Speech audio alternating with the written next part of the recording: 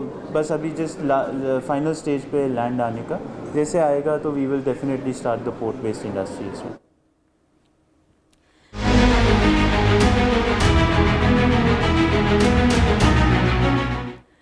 देखिए, यूक्रेन की राजधानी कीव ने 2 जुलाई की रात युद्ध की सबसे भयावह रातों में से एक देखी। आसमान से लगातार प्रक्षेपास्त्र बरसते रहे, मानव रहित विमान मंडराते रहे, हर कुछ मिनट में धमाकों की गूंज सुनाई देती रही और देखते ही देखते कीव, इनिप्रो समेत कई शहर मलबे में बदल गए।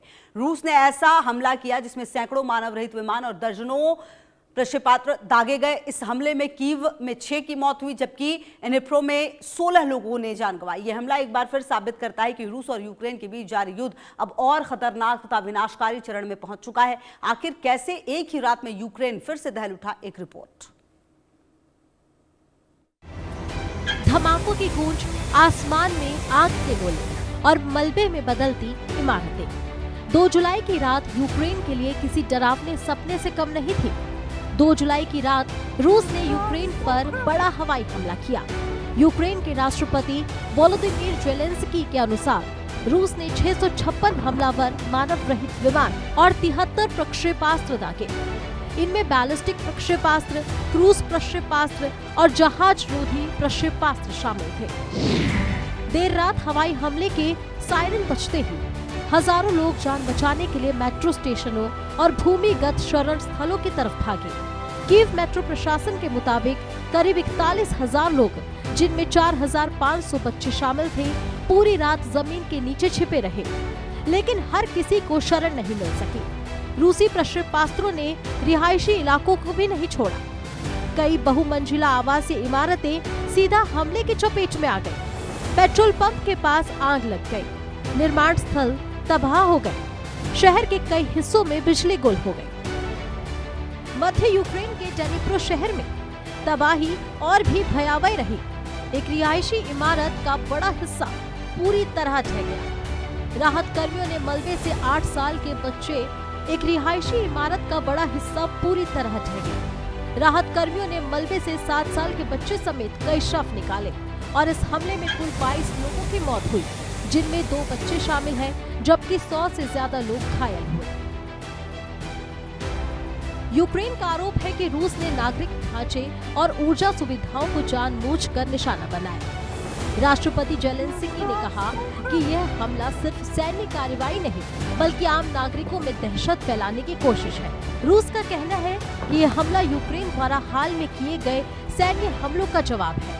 खास तौर पर कब्जे वाले पूर्वी यूक्रेन में हमलों के बाद मॉस्को ने जवाबी कार्रवाई की चेतावनी दी थी। ज़ेलेंस्की ने कहा, मुख्य हमला कीव पर था। एक बार फिर पूरी तरह नागरिक ढांचे को निशाना बनाया गया। वहीं क्रेमलिन ने इन हमलों को यूक्रेन की पिछली कार्रवाइयों का जवाब बताया। रूस का दावा है कि उसके सभी लक्ष्य पूरे हुए। क्रेमलिन के प्रवक्ता दिमित्री पेस्कोव ने साफ कहा है कि ऐसे व्यवस्थित हमले आगे भी जारी रहेंगे। हमले के बाद दुनिया भर से प्रतिक्रियाएं तेज हो गई हैं। इटली, एस्टोनिया और फिनलैंड ने रूसी हमलों की कड़ी निंदा की। वहीं ज़ेलेंस्की ने अमेरिका के पैट्रियट वायु रक्षा प्रणाली की तत्काल मांग की है। करीब 3.5 साल से जारी इस युद्ध में 2 जुलाई की रात फिर साबित कर गई कि जंग अब सिर्फ सीमाओं पर नहीं लड़ी जा रही। अब शहर, घर, अस्पताल और आम नागरिक भी सीधे निशाने पर है। रूस इसे जवाबी हमला बता रहा है। यूक्रेन इसे नागरिकों के खिलाफ आतंक कह रहा है। लेकिन मलबे में दबे शव एक ही सवाल पूछ रहे हैं, क्या यह युद्ध कभी रुकेगा या यूक्रेन की रातें यूं ही जलती रहेंगी? Bureau report, India news.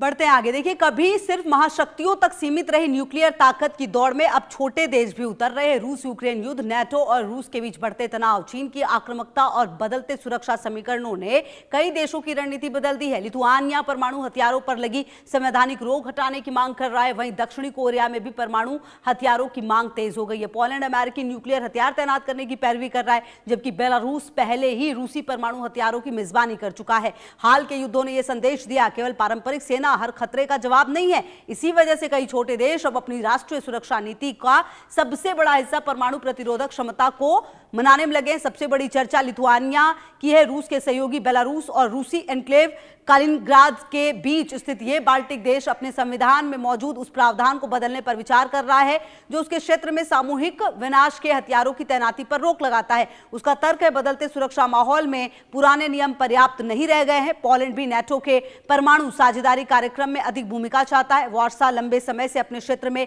अमेरिकी परमाणु हथियारों की तैनाती की वकालत करता रहा है। उसका मानना है कि इससे रूस के खिलाफ प्रतिरोधक क्षमता मजबूत होगी। दक्षिण कोरिया की चिंता अलग है। उत्तर कोरिया लगातार मिसाइल और परमाणु परीक्षण कर रहा है। ऐसे में वहां घरेलू स्तर पर अपनी स्वतंत्र परमाणु क्षमता विकसित करने की मांग पहले से अधिक मजबूत हो गई है। हालांकि सरकार अभी भी अमेरिका की विस्तारित परमाणु सुरक्षा व्यवस्था पर भरोसा जता रही है। उधर बेलारूस ने अपने यहां रूसी सामरिक परमाणु हथियारों की तैनाती की अनुमति देकर यूरोप को सुरक्षा बहस को और तेज कर दिया। यह कदम शीत युद्ध के बाद पहली बार रूस द्वारा अपने परमाणु हथियार दूसरे देश में तैनात करने के रूप में देखा गया। वहीं दुनिया का इकलौता देश जापान की स्थिति अलग है जिसमें परमाणु बम का हमला झेला है। वो आज भी परमाणु हथियार बनाने की नीति नहीं अपनाता, लेकिन चीन, उत्तर कोरिया और क्षेत्रीय सुरक्षा चुनौतियों के कारण वहां समय समय पर इस मुद्दे पर राजनीतिक बहस जरूर होती है। फिर भी जापान आधिकारिक तौर पर परमाणु एनपीटी की नीति पर कायम है। इस बीच ईरान के साथ इजरायल अमेरिका की नाराजगी परमाणु बम को लेकर ही है। परमाणु बम की होड़ मानव सभ्यता के लिए निस्संदेह खतरनाक है। ऐसे में शांति की राह में इससे दूरी के लिए दुनिया को विचार करना ही होगा। तो कुल मिलाकर आपको बता दें कि पिछले कुछ समय से जो बदलाव हुए हैं वो अपने आप में बताते हैं कि आखिरकार आज हर देश को इसकी ज़रूरत क्यों हो रही है। हर छोटे देश भी आजकल अपने आप को और अपने देश की सेना में परमाणु बम का शामिल होना चाहते हैं। और कहीं ना कहीं आपको बता दें कि अब परमाणु शक्ति की दौड़ जो है वो कई छोटे जगहों पर, कई छोटे देशों तक भी सामने आने लगी है।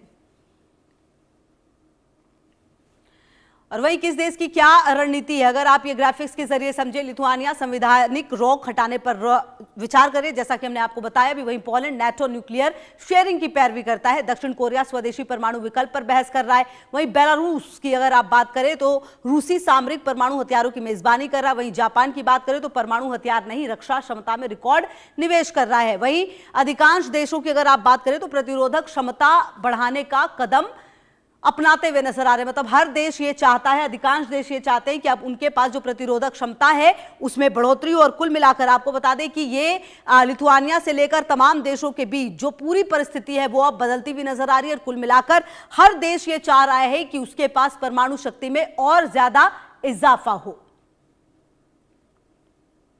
आगे बढ़ते हैं।